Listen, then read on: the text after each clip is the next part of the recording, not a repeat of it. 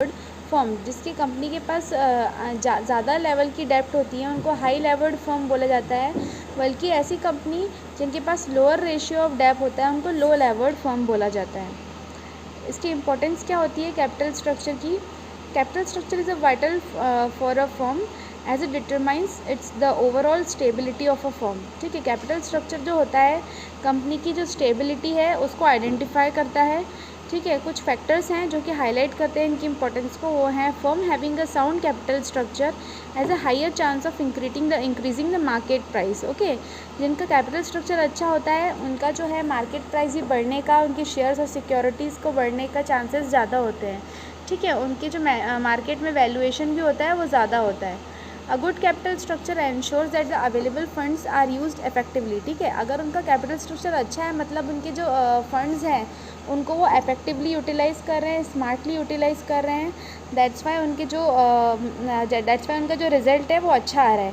It prevents under और over capitalisation. ठीक है, ओवर और अंडर कैपिटलाइजेशन को क्या करता है? प्रिवेंट करता है वो। It helps the company in increasing in profits and in the form of higher return to the stakeholders. A proper capital structure helps in maximizing shareholders capital. ठीक है, अगर आपका प्रॉपर कैपिटल स्ट्रक्चर होगा तो उससे आपकी शेयर होल्डर की capital क्या होगी? हमेशा इंक्रीज़ होगी। जबकि अगर वाइस वर्सा अपोजिट होता है तो आपकी क्या होगी? ओवरऑल कॉस्ट ऑफ कैपिटल कम हो जाएगी। Capital structure provide firms with the flexibility of increasing और डिक्रीजिंग डेप्ट capital as per the situation. ठीक है, जो कैपिटल स्ट्रक्चर जो होता है आपको फ्लेक्सिबिलिटी प्रोवाइड करता है कि आप अपनी डेप्ट इंक्रीज़ करना चाहते हैं या डिक्रीज़ करना चाहते हैं सिचुएशन के according. Factors determining capital structure, कौन कौन से फैक्टर्स हैं जो कैपिटल स्ट्रक्चर को डिटरमाइन करते हैं? सबसे पहले होता है cost of capital. Cost of capital से हम लोगों ने प्रीवियसली पढ़ा भी हुआ है, the cost that is incurred in raising capital from the different fund sources. ठीक है, ऐसा पैसा जो कि लगा हुआ है अलग अलग सोर्सेज में कंपनी का, ओके, वो कैपिटल रेज करने के लिए वो कॉस्ट ऑफ कैपिटल में आती है। अ फर्म और a business should generate sufficient revenue.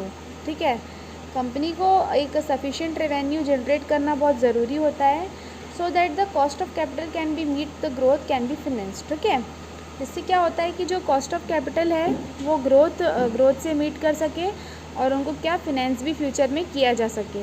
Degree of control, the equity share holder have more rights in a company then a preference share holder. ठीक है, इक्विटी शेयर होल्डर जो होते हैं company के, उनको क्या राइट्स होते हैं? ज़्यादा राइट्स होते हैं क्योंकि उनको वोटिंग राइट्स भी होते हैं। ठीक है, प्रेफरेंस शेयर होल्डर से उनको क्या होते हैं? ज़्यादा राइट्स होते हैं preference share holder debenture share holder से।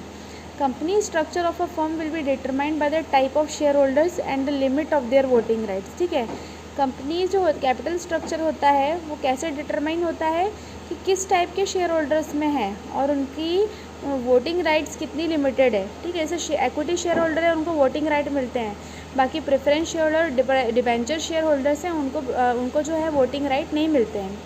Now trading on equity, for a firm which uses more equity as a source of finance to borrow new funds to increase returns. ठीक है, trading on equity is said to occur when the rate of return on the total capital is more than the rate of interest paid on debenture or rate of interest of the new debt borrowed. ठीक है, trading on equity मतलब होता है ऐसी firm जो कि अपनी equity as a source of finance को क्या करती है? यूज़ करती है।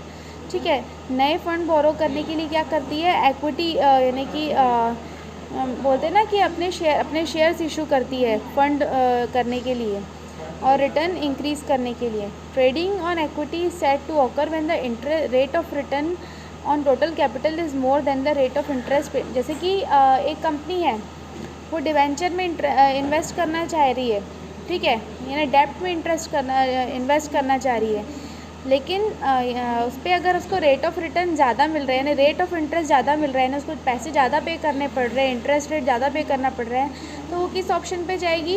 शेयर होल्डर इक्विटी से फंड जनरेट करने के ऑप्शन पे स्विच करती है। ठीक है, तो उसको बोलते हैं trading on equity. Government policies क्या होती हैं? The capital structure is also impacted by the rules and policies by the government और सेबी के जो रूल्स एंड रेगुलेशंस होते हैं उसके अकॉर्डिंग ही इनको पॉलिसीज़ अपनी बनानी पड़ती हैं। और changes in monetary and fiscal policy, जैसे कि होता है हमारा CRR SLR बढ़ गया है, या हमारे जो मॉनेटरी रेट्स हैं, हमारे जो भी रेट्स हैं, इंटरेस्ट रेट्स हैं, अगर वो बढ़ गए हैं तो उसके अकॉर्डिंगली आपके जो कैपिटल स्ट्रक्चर के डिसीजन हैं वो लिए जाएंगे, ठीक है। Size of the company, small size business firms capital structure generally consist of loan from bank and retain profit. तो ऑब्वियस सी बात है, अगर छोटी मोटी कंपनी है तो भाई वो थोड़ी ना अपना शेयर होल्डर्स या उसको राइट ही नहीं होता है कि वो अपने शेयर्स इशू कर सके, बिकॉज वो एक स्मॉल साइज बिजनेस है, ठीक है। तो उसके पास क्या ही ऑप्शन होता है कैपिटल रेज करने का, वो बैंक से उसको लोन लेती है और क्या करती है, प्रॉफिट को रिटेन करती है। जबकि दूसरी साइड में हम देखेंगे तो कंपनीज़ के पास क्या होती है, गुडविल होती है। गुडविल मतलब उसकी कंपनी की जो एक रेपो बोलते हैं ना, वो गुडविल होता है, बल्कि एक स्टेबिलिटी रहती है और उसके पास अच्छा खासा प्रॉफिट होता है। तो क्या करती है कंपनी, अपने शेयर और डिबेंचर्स इशू करने के ऑप्शन के तरफ स्विच होती है। The bigger the size the wider the total capitalisation, ठीक है। जितना बड़ा कंपनी का साइज़ रहेगा उतना ही वो कैपिटलाइजेशन करने के लिए फ्लेक्सिबल होती है। Period of financing, when a company wants to raise a finance for short period, it goes for loan from banks and other institution, ठीक है। कंपनी को अगर फिनेंस थोड़े समय के लिए चाहिए तो वो क्या करेगी, फिनेंशियल इंस्टीट्यूशन या बैंक के पास जाएगी। जबकि अगर उसको लंबे समय के लिए अगर कोई फंड की रिक्वायरमेंट है तो वो क्या करेगी, डिबेंचर्स और शेयर्स इशू करेगी। Capital market condition, in the life time of the company the market price of the share has got important influence, ठीक है। क्या करना पड़ेगा, उसको जो भी मार्केट प्राइस चल रहा है, जैसे पर्टिकुलर कंपनी है उसने अपने शेयर्स इशू करे, अगर इस साल वो अच्छा परफॉर्म नहीं कर पाई तो उसके क्या हो जाएंगे, उसके जो शेयर्स है उनका प्राइस क्या हो जाएगा, डिक्लाइन हो जाएगा। ऑन द अदर हैंड अगर उसने अच्छा अपना परफॉर्मेंस दिया है तो उसके शेयर प्राइस क्या हो जाएंगे, हाई हो जाएंगे। तो यही होती है capital market conditions. Flexibility of financial plan, in an enterprise the capital structure should be such so that both the contraction as well as relaxation in the plans, उनको प्लान्स में क्या हो, रिलैक्सेशन मिले। डिबेंचर और loan can be refunded back as the time requires. Debentures और loans क्या होते हैं, उनको आपको रिफ़ंड करना पड़ता है क्योंकि ये रिफंडेबल मनी होता है।